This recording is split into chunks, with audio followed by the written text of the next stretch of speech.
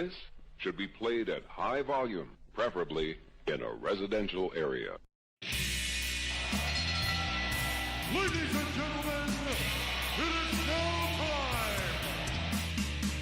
Oh, no. Oh, yeah! I finished these fights. Give me a hell yeah! Top Rope Nation. Learn to love it. It's the best thing going today. What's up, guys? Episode 186 of Top Rope Nation. It's Ryan Drosty. It's Kyle Ross. It's Justin Joint. Hot. We're coming in hot live tonight. Just talking off air right as that intro video was rolling. But yeah, we're glad to be back. We're here streaming on youtube.com/TopRopeNation, or you're listening to us in your earbuds, the podcasting feed available wherever podcasts are found. And Justin Joint, how is your week going? What professional wrestling have you been watching lately? Doesn't have to be current if you've been dipping into the archives. What's been going on?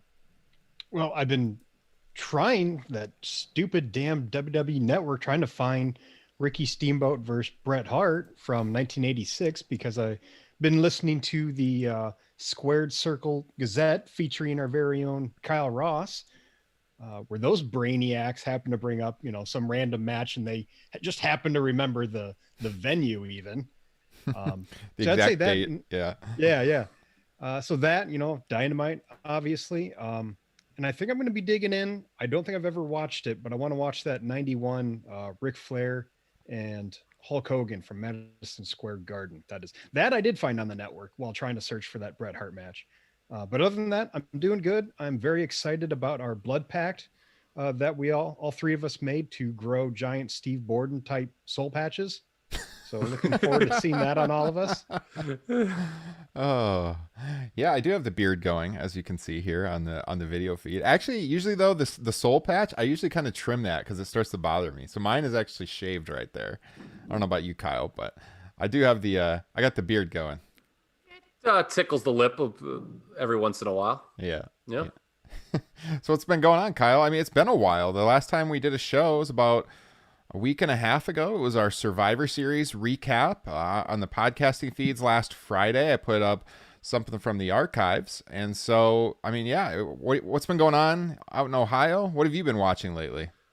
Well, as Justin kind of alluded to, since I am doing a podcast with our good buddy Liam O'Rourke on 1991, when I get spare time, I've been watching the 1991 World Wrestling Federation television. Such fine things as the Ultimate Warrior Undertaker casket angle. We talked a lot about that on the show, which is now up. A lot of undercard stuff, but I've been real busy with work. So, besides Dynamite and that, haven't had much time to watch random old stuff as much as I usually like to. As far as my week in general, it's going a lot better than Candace Owens. I'll tell you that much.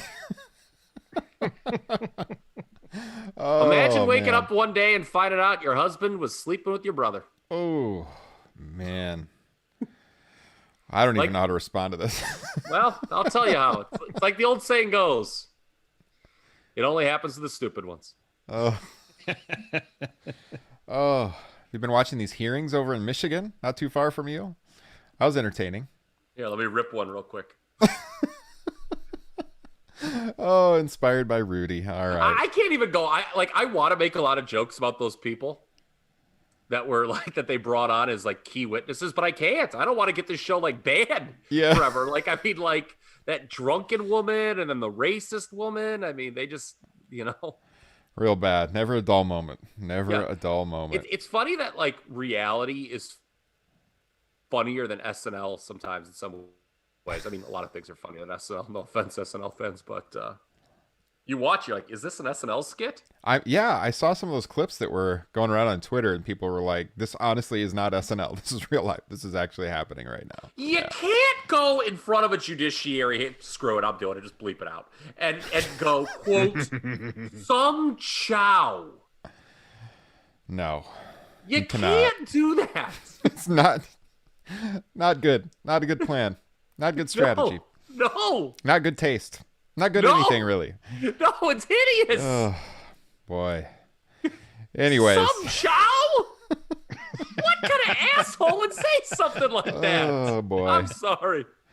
Guys, look up the We current fall events out. if you don't know what we're talking about. But Yes. this is a glimpse into what our text threads usually look like. Yes. As far as old wrestling, what I've been watching, Kyle, you'll like this. I just started doing this, but I've been working from home, and I need something on the background as I'm working. And so I decided to dip into the 1989 WCW archives. And I'm just going to kind of go through the television in 89 and let that play in the background. I thought about doing 92, and they don't have a lot of that up on the network. They need to get more of it up. I see on the WWE Network feed on Twitter, they were advertising all this new programming coming. Not enough archival content. I need more early 90s WCW. Decent amount of Saturday night on there, don't they? It's like a scattered amount, I think, from 92, but it's not the full year. I wanted something Okay. that had You the know full what? year. You know, it's funny. I think they start right as Watts is taking over, and a lot of the great TV matches occurred in the first 4 to 5 months. Right. But there's like a good Barry Windham, Art Anderson match in there. In Yeah. June, I think, maybe. Like 1990 is not really on there either. No. They got a lot that they need to add. So No, I there's thought no 89 was a good starting point. Maybe some of that will get up by the time, I get to it. But I don't think there's any 90 or 91 TV on there, other than like clashes. yeah, I think that's it too. So no, I've been working my way through some January 89 WCW, kind of out of the background, not paying super close attention, but kind of fun. So that is what I have been doing.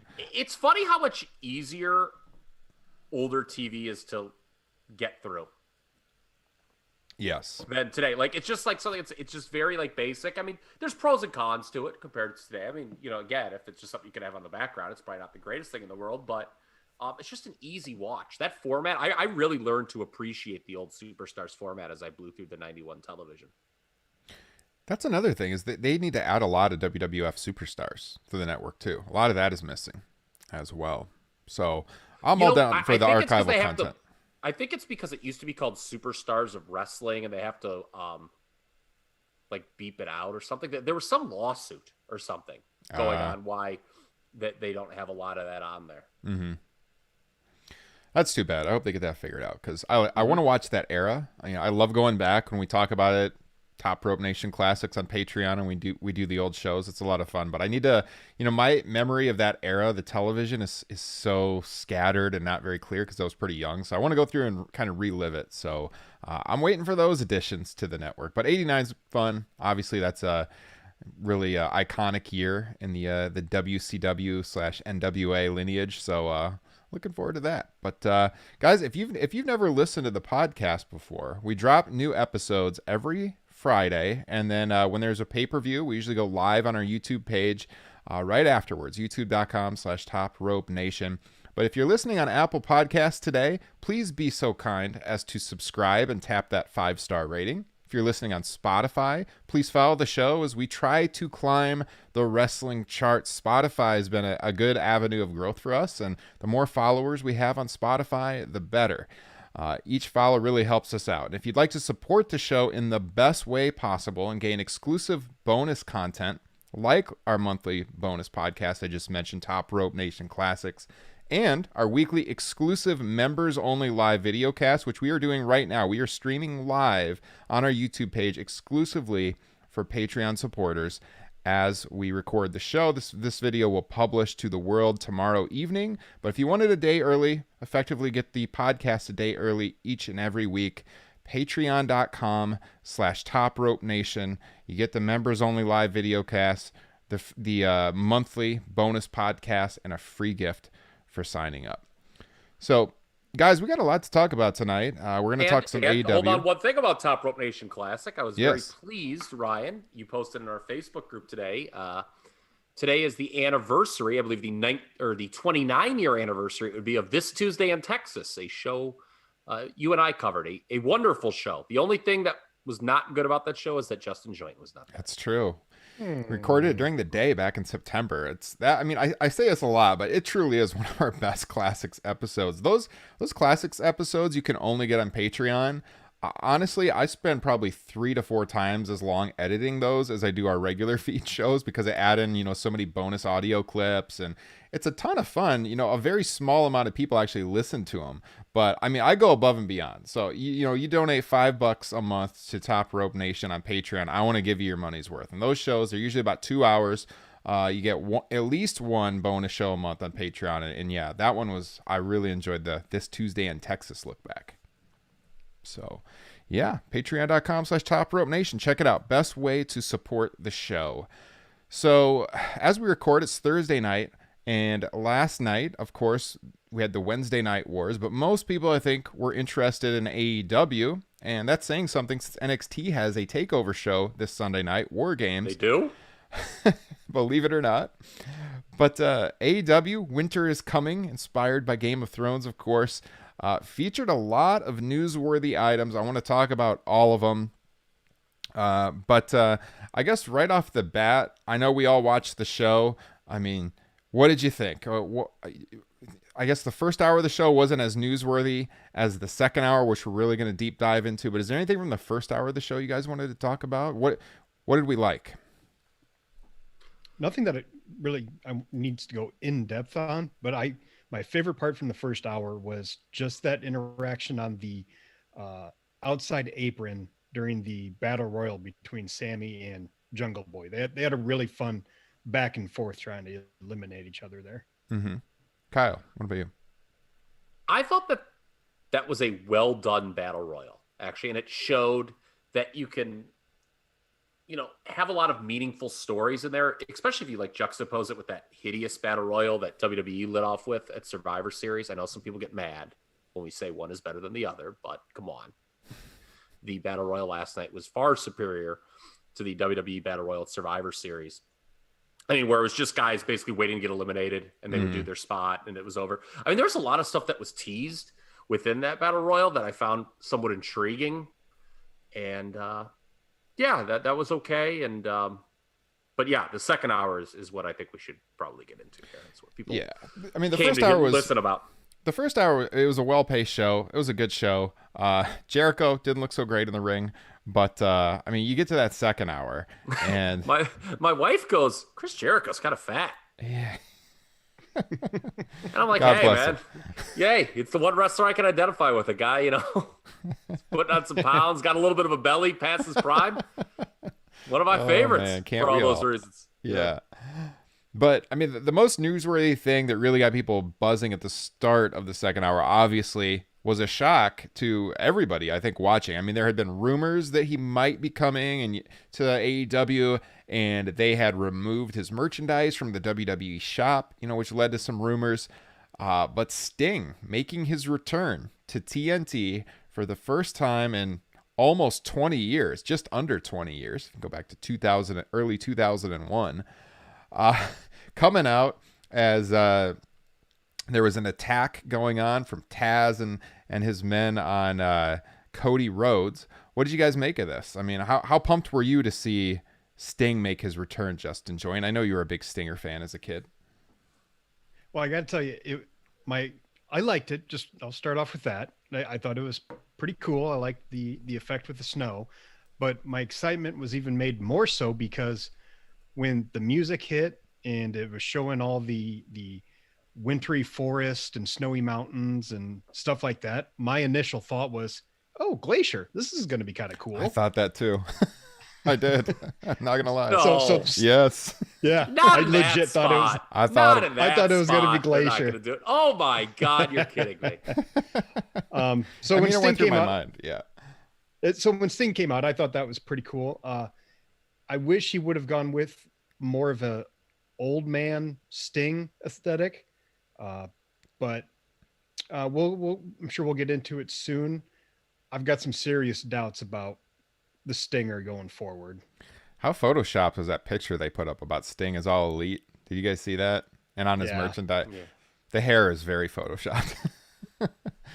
Yeah, I mean, Justin, like I said, it popped through my head too. When you see the snow and what was on the video screen, it was hard not to think of him. I did think at the same time, no, I doubt in this position, but that was one of the first things that went through my mind. And honestly, when that started up, I didn't think of Sting at all. Like until his name came on the screen, I had no idea that was going to be him. Wow. Kyle, what'd you think? I mean, the rumors had been there, so I was kind of thinking, all right, this is kind of like a Sting-ish thing. Did you really associate like the wilderness and snow with Sting? I mean, that's why it shocked me. I don't know. It just seemed like something that might lead to him. I don't know. I mean, the name came up. I said this could be Sting. I was not like totally shocked. As far as Sting in AEW moving forward, I think that's the big question and what we should talk about. It's an impossible question to answer right now. I'm going to tell you, Ryan Drosty, ask me again in 4 to 6 months, because the idea of evaluating, is this good for AEW? I don't know. They have a plan, I'm sure. And I don't know what it is. So once we see it unfold, then we'll evaluate. I mean, let's go back to the night he debuted in WWE 2014, the Survivor Series. I thought that was a really cool debut. Helped Dolph Ziggler win that big elimination match. Confronted Triple H. That was cool. Yeah. By the time WrestleMania was over, I didn't think Sting's run was very cool. That they had an idea for him, to work Triple H, and it wound up being this kind of stupid extension of the Monday Night Wars, a couple decades later that no one really needed to see. And like Triple H was like inexplicably the babyface for like 30 minutes before going back heel for that Rock Ronda segment later in the show.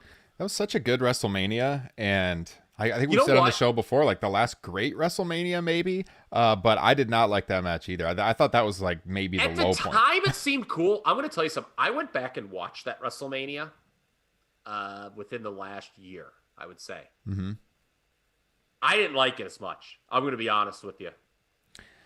It did not age well. Like, you watch it and you're like, none of this meant a thing. I mean, the ascension of Rollins at the end was cool. It's one of the great endings to WrestleMania. It was a great way to get out of a booking quandary. I think that the early part of the show and the end part of the show, like Bryan early in the show with the IC title, and then Rollins the way it ended. Yeah. I think it was bookended nicely, and it was shorter. Like there was, I don't know what the runtime was, but there was less matches than we get. That was the last quote short WrestleMania. Right. Yeah. Or I should say last non-marathon WrestleMania. Yeah. But, they're going to have a plan for him. I give AEW the benefit of the doubt. Some people may think that's biased. I don't. I think it's, they have a year track record. We'll talk about it more when we talk about Kenny Omega and Don Callis and what they did at the end of the show. But they have a track record, AEW, of, having a long-term vision when they bring somebody in or they start a storyline. So we'll see what it is. If Sting makes Darby Allin a bigger star, then that's good. That doesn't have to be what he's brought in for, but we'll see. Yeah. Yeah. My reservations or concerns are especially concerning what he can do for the other talent is, number one, I don't really want to see him bump around in the ring at all. I don't want to see him get very, physical, because, I got a very clear memory of the last time he was in the ring. And my other concern is that his promo style for me has never worked with this Crow Sting. To me, it was fine with Surfer Sting, but I don't really care for his delivery for the most part. So, it's a multi-year deal that he's apparently signed. And I don't know what he's going to bring to the product other than pointing a bat at people. But and having said that, I totally get why they did this, why they brought him in. Right. To lure in those old fans. And another thing, you talk about track record of last year. AEW does a good job when it brings in stars of yesteryear to supplement its current roster. And they don't like overshadow the current stars that they're looking to promote on a weekly basis. It's not like, WWE when an old guy comes back, like Raw reunion. It's like, all right, let's push everyone current out of the way. Forget about those jobbers you watch the other 51 weeks of the year. Here's the stars of yesteryear, the people you really care about. So again, you cannot evaluate this saying Sting and AEW, good or bad. I'm stop playing that game, man. Ask me in 6 months when we see what the plan was, and I'll say, yeah, that worked. No, it didn't work. Yeah, I like that they brought him in. I agree that it's hard to evaluate right now until we see how he's used. I don't think his role can be that he's gonna bump around just because of his health. I mean, this is a guy who was nearly put in a wheelchair or worse. You know, and Meltzer made it seem that he's not going to take many, if any, bumps. If they do anything, I mean, it's gonna have to be like cinematic. You know, like I could see him doing something where like Sting has to go to the Hardy compound kind of thing at some point, but I think it's going to be hard to completely stay away from him like ever working. I feel like they're going to have to do something at some point if he's going to be hanging around. But like, this isn't a situation where I had this back and forth with someone earlier who was saying, oh, this is exactly like when Goldberg came to the WWE and people, you know, bash that, but they like Sting and they're hypocrites and stuff. But like, Goldberg came in to take the Universal title from Kevin Owens and to main event a title match at WrestleMania. That's not going to be, and he's worked several times, you know, that's not going to be the role of Sting. I wouldn't be shocked if he does have a match at some point, but it'll be like very disguised. But I don't think they're similar at all. Like, Goldberg was very clearly brought in to work, and that's not what they're doing with Sting. Like, that's not going to be his main focus. So I don't think they're that similar. For the record, I liked Bill Goldberg. I know you did. Come back to WWE, so I'm not hypocritical. Go back in the archives. You can hear us talk all about that when they brought in Bill Goldberg. Survivor Series 2016. What a match. I did a post show. It's in it's on YouTube as well. YouTube and the podcasting feed. They should all be that good. All right, so the world title match, obviously that's why people tuned in. The reports were going in that they could have upwards of an hour of television time, that they could have an overrun if they needed to. But the match got started a little bit later than I was expecting, so it's pretty clear they weren't going an hour at that point in time. And I think we talked about this on the show recently, a couple of weeks ago. We talked about, was this the right time to make a title switch for Kenny Omega? And I think all of us agreed at the time, yes. And I want to just throw it around the horn. Did you guys still think that this was the right time to take the title off of Moxley? And what did you think with the way the finish went? What did you think about the match itself? Maybe we should start out by, what did you think about the match itself? Throw it to Justin first. It started off a bit slow for me, a bit of a snooze. You know, as most good matches go, really picked up at the end, and there was stuff about the finish I found a little hokey, the breaking out the chairs and just slapping each other. I don't know how I feel about that one.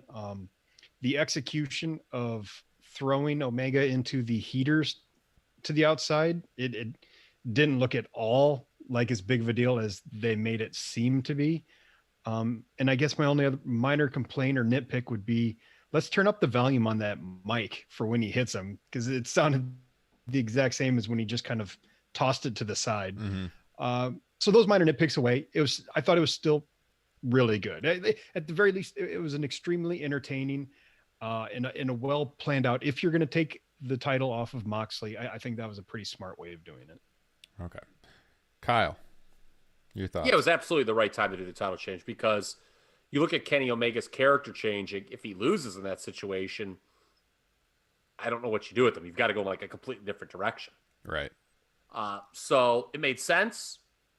You know, Moxley may be taking time off now, and he may be working New Japan start of the year. We speculated on that, I think, the last time we all got together.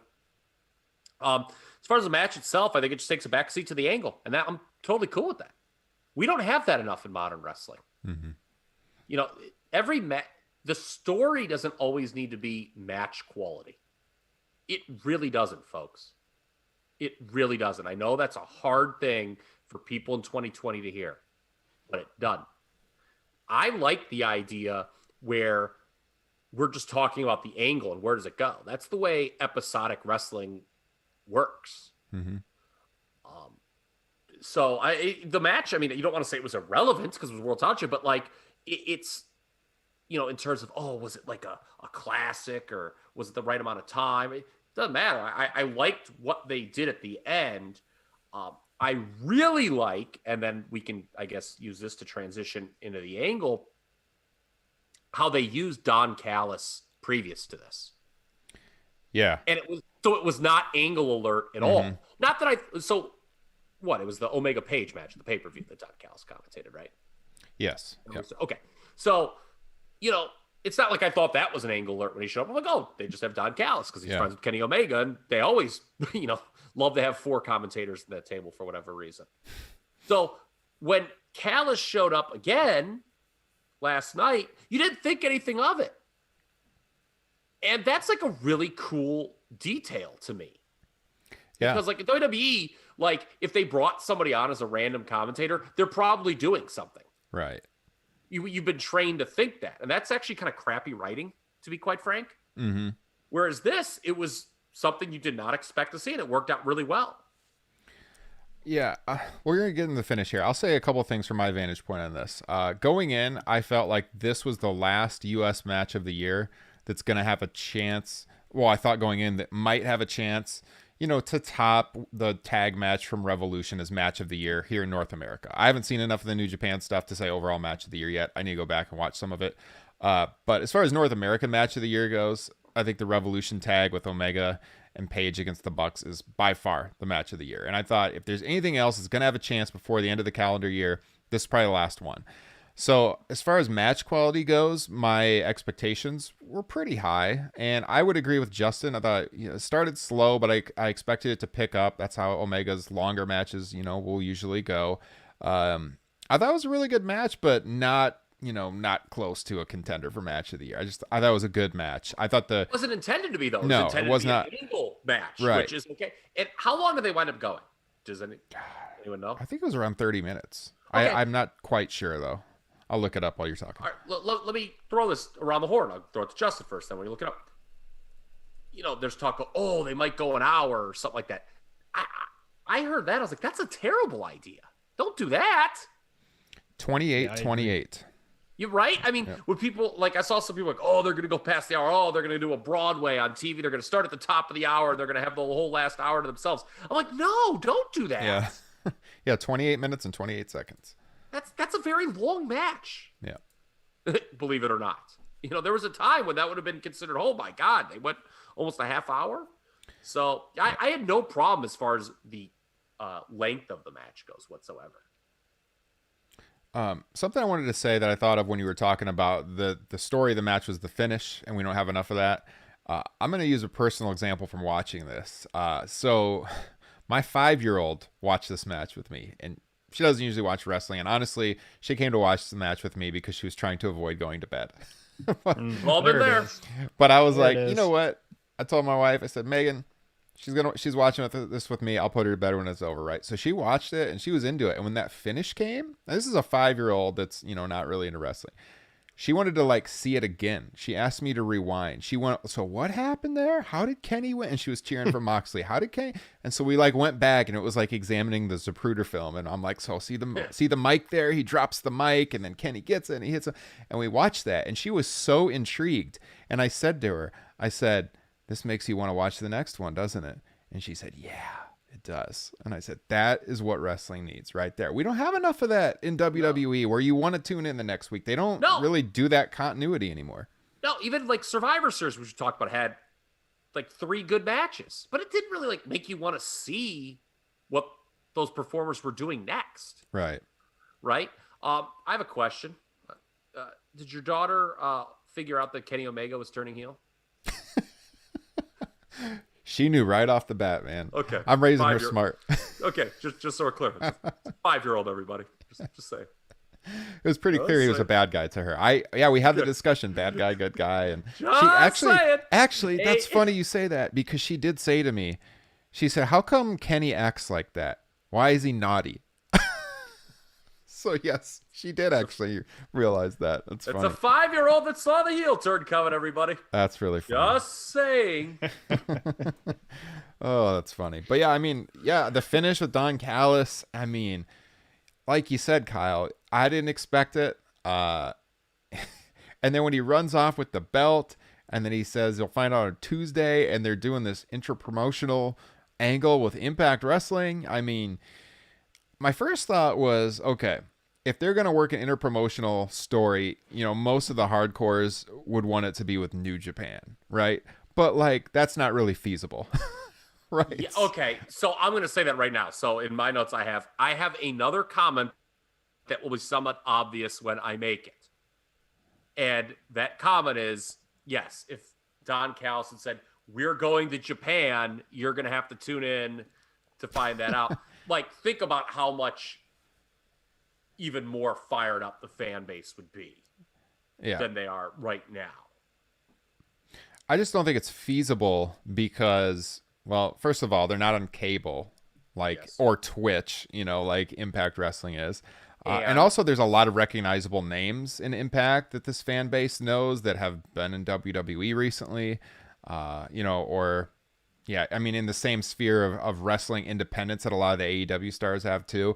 Not that there's not in New Japan, but I think there is a lot of good crossover potential. And I think the biggest thing and what most people were talking about last night is if these two promotions are working together, what's the major weakness of AEW? And obviously it's the women's division, and Impact has a very good women's division. So, I mean, that's where I think you're going to see probably some good crossover. I'm sure there's going to be some in the men's, but maybe not as much as some people are expecting. But I think the women's division is where you're going to see them benefit a lot. And frankly, I think what AEW is doing and working with NWA and working with Impact is pretty cool because they realize they're in this kind of like primo spot where they're on TNT and they're drawing big numbers. They're outdrawing NXT almost every single week. And they can say to Impact, like, oh, you want to work something with us? That's fine, but, we get to use your women's roster. So they're benefiting out of the relationship probably, the most. And as far as like I don't know if it's fair to say the most. Impact, it's going to bring eyeballs to Impact for sure. But it's benefiting AEW where, they have a weakness.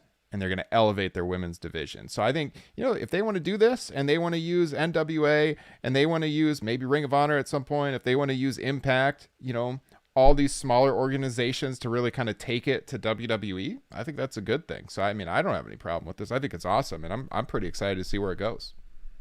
Yeah. And keep in mind, what's going on here in 2020?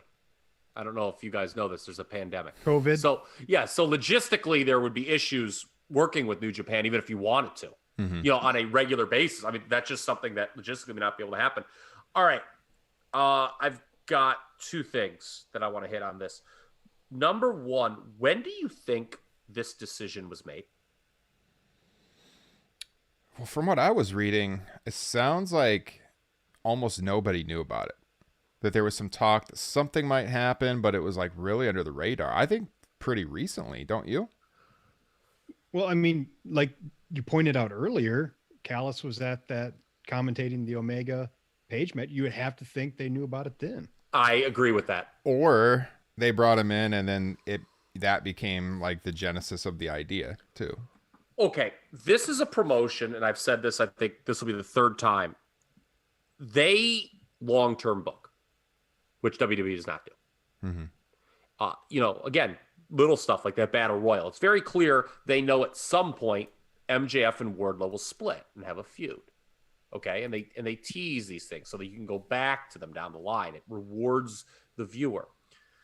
To me, I kind of agree with what Justin said. I think once Don Callis was brought in, the wheels were already in motion, and they, Tony Khan, the creative, whoever else is calling the shots creatively, was like, this is a smart move. Let's put Callis on commentary for this match. So when we bring him out for the big angle, no one suspects anything. Yeah. At the time it was just, and Meltzer said it. And I figured it was too. It's just a favor to Kenny Omega. Oh, we're just going to have, his buddy commentate his match. But I think, again, this figures to be factoring heavily into the next pay-per-view, which is not until I believe the end of February. Yeah. But it factors heavily in. They probably had that in mind already. My guess is this is a promotion that knows where it wants to be at the next pay-per-view when the current one's going on. So I think this is, I don't know. I can't tell you. I don't know the answer. I think it's been in place for, I don't know. Full Gear was just under a month ago. So around a month. Before that, I think longer. they came up with the idea. I think they're like, okay, we know what we want to do with Kenny. He's going to turn heel. what do we do with that character? I think once the decision was made that Kenny Omega is going to become the lead heel in this promotion, that is when I think they started exploring this. Mm. I could be wrong, but I'll take a guess that might be the answer. I'd be willing to bet it also kind of started when Impact had that influx of new talent, where they kind of grabbed a bunch of those WWE guys and started grabbing a little bit more eyeballs. One thing though, I would say that maybe they had an idea that they were going to do this, but maybe not when, is that, you know, next week's Impact is already filmed and they didn't shoot anything with Omega for that. So whenever that was shot, either they couldn't get him to come in. I mean, they don't have any crowd there at all. So spoilers, you know, wouldn't have got out unless they just didn't want anyone in the back talking about it, I guess. But I guess apparently they're bringing in Omega to shoot something on Tuesday, the same day that the next Impact airs. So I was already thinking about this because I get screeners of Impact like late Tuesday morning before it airs, media copies. And so I was kind of thinking like, oh, I wonder if I'll see something early. But yeah, it's not gonna. But here's the point: it's not gonna be on there because they're probably, I get that email if they even do send out a screener, it'd be an incomplete screener. They probably won't send out anything because they're not gonna have the Omega piece ready at that point. So it'll force people to tune in. You can watch. I mean, Impact streams for free on Twitch, which I think is a cool move for them. And I guess what channel are they even on now? Access. Mm-hmm. Yeah, so not a lot of people have access, but if you got the internet, you can watch them on Twitch. So, yeah, I mean, I think it's pretty cool. Is that like Twitter? It's old man Join over here doesn't know what. It's like YouTube, but it's mostly used. Funny you should mention that because I've thought about streaming our shows on Twitch. It's mostly used for like game streamers, like Okadrian, who I had on the AEW video game show we did. He's a big time streamer on Twitch. Has a pretty good size audience on there. He's really good at what he does. But other like, do I have to sign up? No, you can watch it. I mean, just like YouTube, you can just go to the page and watch. Impact has like an official page on there with like information and then the video stream at the top. There's a chat room. And so, yeah, I mean, anyone can watch it. But it's mostly game streamers, but some podcasts also use it. And I thought about streaming ours there. So you may have heard that several WWE performers were recently told. Oh, yeah. Yeah. No go on Twitch. All right. So you guys have mentioned this directly, indirectly already. I think the fascinating thing to delve into is what does AEW get out of this? Okay. So they have an idea. And you mentioned the women's division. Yes, I agree. Let's speak more broadly, though, is what I want to do. Kenny Omega, I know when he's gone on Meltzer's show, has talked about wanting an open border policy with other promotions. I think it's smart because, throughout the history of wrestling, there was this freedom of movement that existed really up until the end of the Monday Night Wars, where people could, and they could stay fresh, they could stay relevant. You didn't, Dolph Ziggler being in the WWE for over a decade was not a thing until this last decade. Yeah. So, I think there's lots of individual performers who could benefit on both sides. I think there's, people in Impact who could benefit from the added exposure being on TNT. I think there's folks on the undercard in AEW who could benefit by going somewhere else. When you think about it, the top of the card in AEW is pretty well set, right? You've got the Elite, you've got Moxley, Jericho, MJF. They're trying to elevate Orange Cassidy and Darby Allin.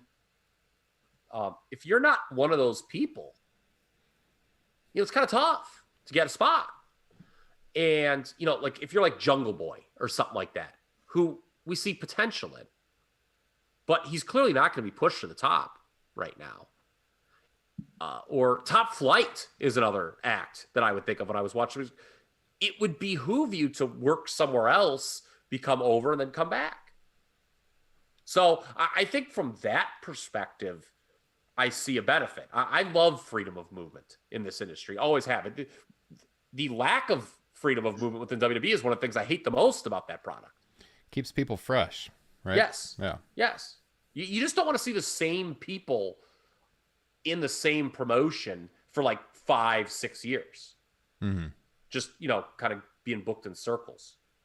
I also think it's cool. Like you could go to, on Dynamite, they could, show stills or show footage of, what has Top Flight been up to? And, they show what they've been doing somewhere else, and it kind of builds up the hype for their AEW return then. Yes. Yeah. And this is the way it always used to be. People Yep. would bounce around from territory to territory. And that's so, I'm very intrigued to see who moves where. I just think, fresh matchups are key in this business. And so I think that's kind of the one added benefit. Now, I will say this, I think, we should be objective and fair. Impact is kind of the scourge of the industry. So we shall see just how much AEW benefits, except from that, beyond that sort of logistical way of freedom of movement. I don't think, there's any like big stars that are going to make a huge impact, pun intended, on AEW's television right off the rip. And I'm also a little worried that, if I'm in AEW, I'm like, all right, how can we build this brand? How can we make this bigger? How can we attract more viewers? I think having people watch another television show would not have been high on my list. I think that since they're not head to head, so I don't think it's a problem. I think, you're asking people to watch another wrestling show. It's on the day before. It's kind of nice that they're back to back like that, honestly, if they're working an angle like this. But yeah, go ahead. I don't know. I just think it comes, again, I think, there's a lot of wrestling on TV. I love how Dynamite is usually a quick 2 hours. 2 hours is always 120 minutes, no matter how you slice it. Okay. Yeah. But Dynamite, when the show's over, I'm typically excited about the next week. They already have the next week's matches laid out for you. They've teased them. I think saying, hey, fan base, here's another hour of TV that we want you to watch. That's not always a panacea. So we shall see. Yeah. I think what you said about Impact being, having that bad reputation is certainly true. I think it's improved this year. They do have a really good roster right now. But yeah, were you going to say something, Justin? Well, I was going to say, to me, it kind of feels like the inverse of when ECW originally kind of invaded WWF, where ECW is kind of the buzzy underdog, whereas that's kind of AEW right now against WWE. And at that time, WWE was kind of, or WWF, I suppose, was the kind of stale promotion that's been around for a while, and that's kind of Impact. So I just found that kind of interesting. It feels like that moment only kind of reversed. Yeah. And you're referring to 1996, 1997, that Yes. period, correct? Yes. Yeah.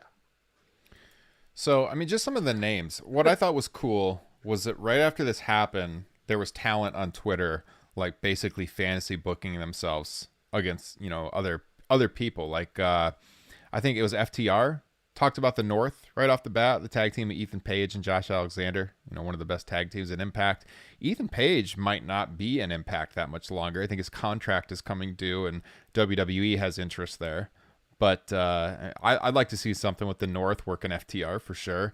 You look at the rest of the men's division: Willie Mack, Chris Bay, Eddie Edwards, Sami Callihan, Rich Swann. Obviously, the Good Brothers are there, Anderson and Gallows. You got the Motor City Machine Guns. But like I said earlier, most importantly, the women's division: Jordan Grace, Tennille Dashwood, Deonna Purrazzo, Taya Valkyrie. It used to have Kylie Ray and Tessa Blanchard. It would have been nice if those two were around. But, still, what they have there is really strong and can definitely help prop up AEW's women's division, which they've been trying to do with the NWA. So, I think this only helps out there as well. But, any other comments you guys have on this? About cover it? Yeah, I think so. I'm intrigued to see where it goes. And I'm not going to say it's good, bad, or otherwise until I kind of get an inkling what direction it is. I think,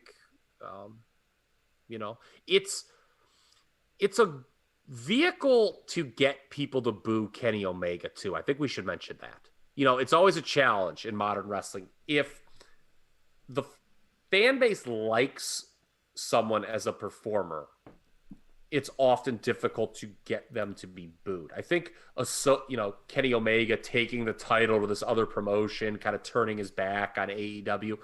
I think that's a way, I don't know if it's good or bad, to get people to boo him moving forward. Because that's clearly the goal and what they're going for. Oh, yeah. 100%. I just hope he uses some black spray paint and sprays Impact onto the title. Oh, My man. God, no. No. Oh, man. 100 years down the drain. Oh. All right. So we wanted to wrap I wanted up. to make a joke, but it's totally out of context. It'll be offended. I wanted, it's too bad the late Gene Okerlund couldn't say, my God, he's raping the Impact title. Ooh. We talked about that on Squared Circle Gazette, the liberal use of the term rape in early 1991 WWF. Damien was raped by Earthquake. Sergeant Slaughter raped Hulk Hogan with a fireball. Neither of those things are rape, folks, just so you're clear. Well, I mean, I only did a semester in law school, but I know that. I'm intrigued though. We'll see where this is headed, but intrigue is good in wrestling, and oftentimes is missing too much in recent years. So I think it's a good thing. I also feel I am the only person who still thinks of Don Callis as the Jackal. I saw a lot of Jackal references last night. Okay, yeah, I feel like everyone just talks about his post, Cyrus and the commentary work he's done in New Japan and stuff he's done in Impact, obviously. But whenever I see, I can't unsee the Jackal. Yeah, and I always think to myself, what if him and Rick Martel had come in as a heel tag team in 1997? Yeah. Well, all right. Let's move on. We'll see what happens. We're going to shift gears a little bit. We wanted to talk about this, but the wrestling world this week had a very big loss. One of the legendary performers in the industry, Pat Patterson. Got to talk a little Pat Patterson to close out this broadcast. So, I mean, anyone that's been watching wrestling for even throughout the 2000s, but definitely for a long period of time, is familiar with Pat Patterson. And I just wanted to go through kind of his history in the business, talk about some of the highlights, and then I'll probably I'm just going to give you a broad overview, and then I'll probably throw it to Kyle because he's our top historian on this show and see what he has to add.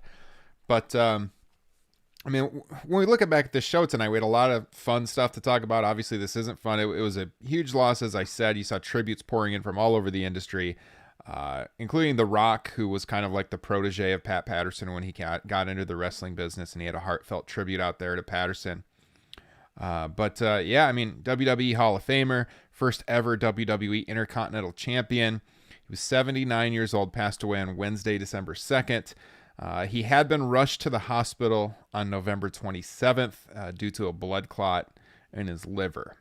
So Patterson was known, as I said, as the first ever Intercontinental Champion in the then WWF. He was the WWF North American Heavyweight Champion at the time, and he became the inaugural Intercontinental Champion September 1st, 1979. And a little bit of trickery going on here, because it was said he had unified his title with the South American Heavyweight Championship in a tournament in Rio de Janeiro, although the tournament and the South American Championship were entirely fictional. So that was wink. Made up story. Yes. Made up story. I love that part in the Over the Edge introductions when Finkel says he won a grueling one-night tournament in Rio de Janeiro, and Jim Ross goes, wink, wink. And that was like the first. That was a fun breaking down of the fourth wall that they had started doing during that period. And by the way, the PWI Almanac, do you remember who they said he beat in the final? Oh, I had that. I'm trying to remember. I can't remember. Ted DiBiase. Okay. Yeah.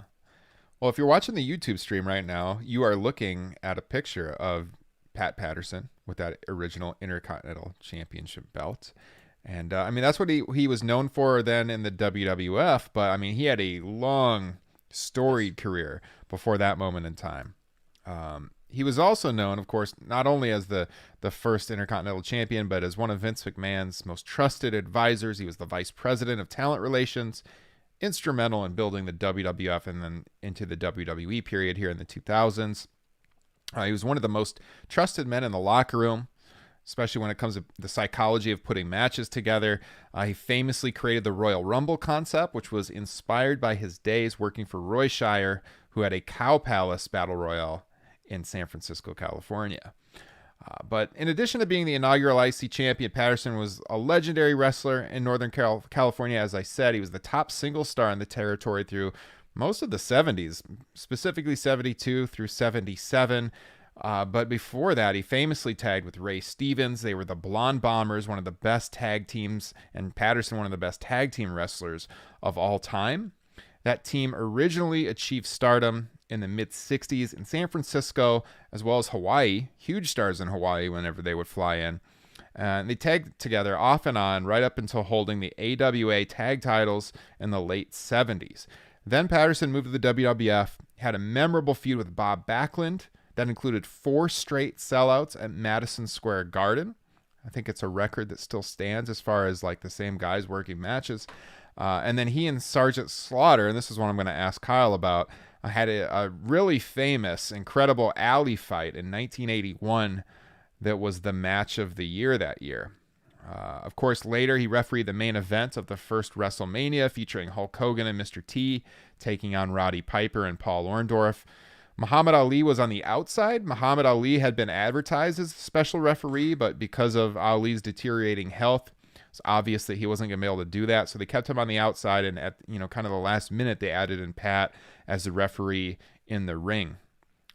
Lastly, must be mentioned, Patterson, a legendary singer when it comes to karaoke, always bringing down the house with his rendition of Frank Sinatra's My Way. In the business, he was really, really well known for that. But Kyle, I mean, first of all, the viewers are seeing this on the screen, that 1981 match with Sergeant Slaughter. Have you seen that? What do you know about that match? You're our history guy here. Thoughts on that, or in just Patterson in general? Yeah, it's really good by 1981 standards, particularly 1981 WWF standards. So if you haven't seen it, I would advise you to check it out. Is it the 1981 match of the year? Maybe. You're putting me on the spot. I'm trying to think what would be a contender in 1981. According to Meltzer, it was the match of the year. Okay. Well, and who am I to doubt Dave? So, yeah, I mean, that would never happen on this program. No, not at all. So, I mean, it is, like I said, it's really good by 81 standards.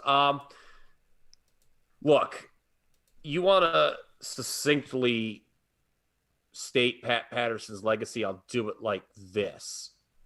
I think you can make a very strong argument that he is the most important person in the history of the WWF/E behind the scenes that was not a McMahon or in that family. Mm-hmm. Hard to disagree. It was said that he was one of the few people that could change Vince McMahon's mind. That's a very short list of people who've been able to do that. So my hat's off to him. You mentioned his creation of the Royal Rumble. Remind me to tell you guys this. I'll tell you more of the story off air. I offended someone very deeply once when I said, I don't think the Royal Rumbles have been very good since Pat Patterson stopped booking them. Could say that before. A person got real. I think I know who that is. The person got real upset when I said that. So fun times. But and I'll stand by that remark right now. I love how Pat would segment the Rumbles. It wasn't just like a steady stream of people coming out. Now I was told, well, that's what the Royal Rumble is. No, it's not. It was better when Pat booked it. Sorry. We can't, forget about his role as one of the Stooges on screen. They were a very important part of that whole Mr. McMahon character in 1998. I thought the introductions he does at that Over the Edge 98, I'll bring up again, are just unbelievable. I mean, I'm in tears still this day when I watch it, when he introduces Jerry Briscoe and, talks about, the beating Tom and everything like that, and the modern incarnation of Jim Thorpe. I mean, I'm just in tears when you listen to that stuff. I don't know if this is what he would want to be known for, but he was the guy who convinced Bret Hart it was okay to be in the sharpshooter in Montreal. You mentioned came up with the spot. But supposedly the story has been he didn't know about the double cross. Maybe that was to protect him. But because he was so trusted with the boys. Yeah, but you mentioned how Pat was always like the go-to guy for coming up with finishes. Yeah, for years. He would come up with good finishes. In that Wrestling with Shadows doc, as a matter of fact, I think they show him multiple times going over finishes with Brett in '97. I think the SummerSlam match with Taker, and then the Canadian Stampede, right? I think it's Brett and Pat the Canadian Stampede one. You hear a lot of them going back and forth. That was the first time, one of the first times I became very familiar with him and how much Pat Patterson liked to swear. A lot of swearing there. By the way, did you know that I think when he got in the wrestling business, he didn't speak any English at all? French Canadian. Wow. Yeah. Okay. So you talk about his introductions and what you hear backstage with him, doing that booking and Wrestling with Shadows. Pretty remarkable. But yeah. And you talk about legacy, it lives on today, even. Yeah. Bring a little humor to the situation here. He got Linda McMahon to think to Stephanie. See that? Yeah, I saw that. Justin, you didn't see that, huh? There was a tweet from the Linda McMahon account at Steph McMahon. Think. That's all it said. What the hell is that about? I don't know, but it came right after the news of Patterson passing away. Yep. And I think she just forgot to delete it because I think her next tweet started with the word think or something. I don't know what it was, but yeah. It's actually come to think of it, it's probably one of Linda McMahon's better tweets, quite frankly. Kyle, have you seen much footage of him working with Stevens as the Blonde Bombers?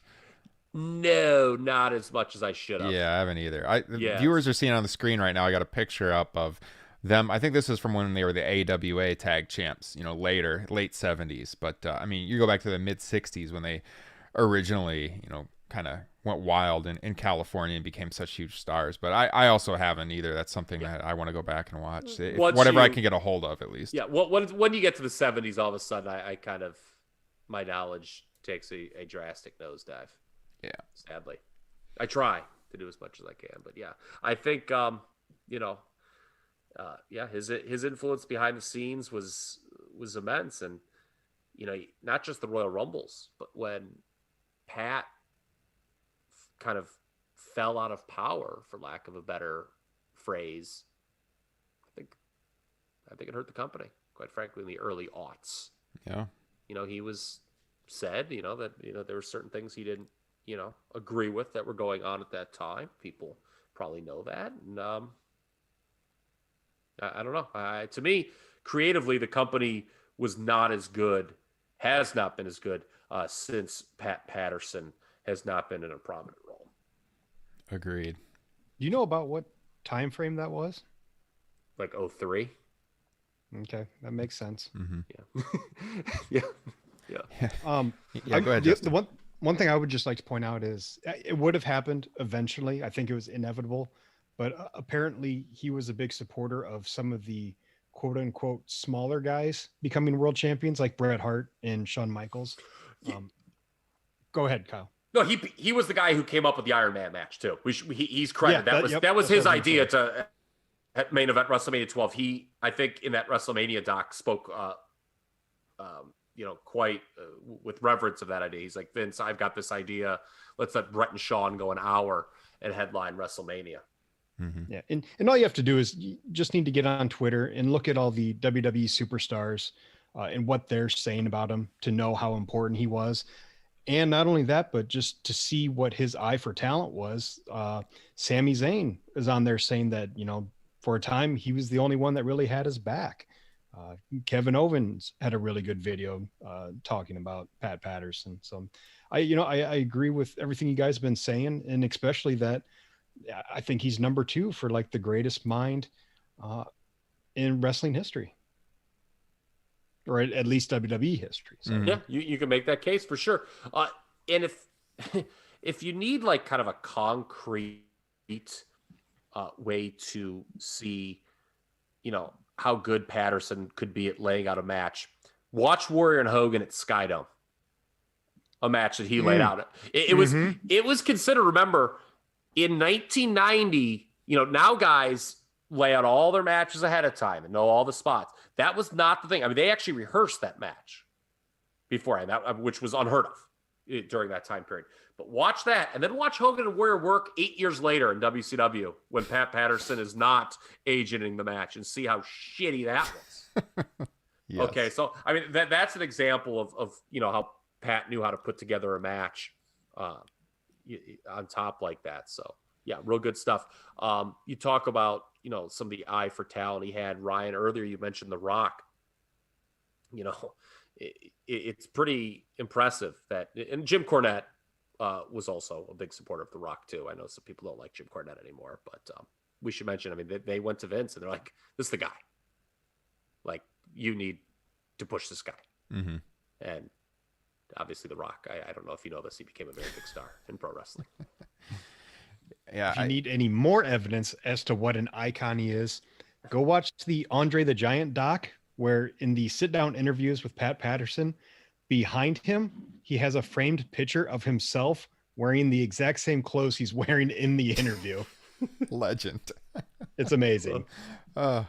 Yeah, it's hard to find veterans of the wrestling industry that have been as impactful as he has over the years. I know, like, especially when you look at the tributes that were coming in right after his death, of course. Like, the other one that comes to mind is Dusty. Obviously, everyone talking about Dusty right after his passing. Like, he was like a father figure at NXT in the Performance Center. Yes. But man, yeah, Pat Patterson, like, right up there too. I mean, those two, when it comes to the last couple of decades, it's hard to find anyone behind the scenes more influential. It's a huge loss for the business. What a motley crew they had in the creative process in the late 90s. Patterson, Bruce Pritchard, Jim Ross, Jim Cornette, and Vince Russo. Imagine being at that meeting.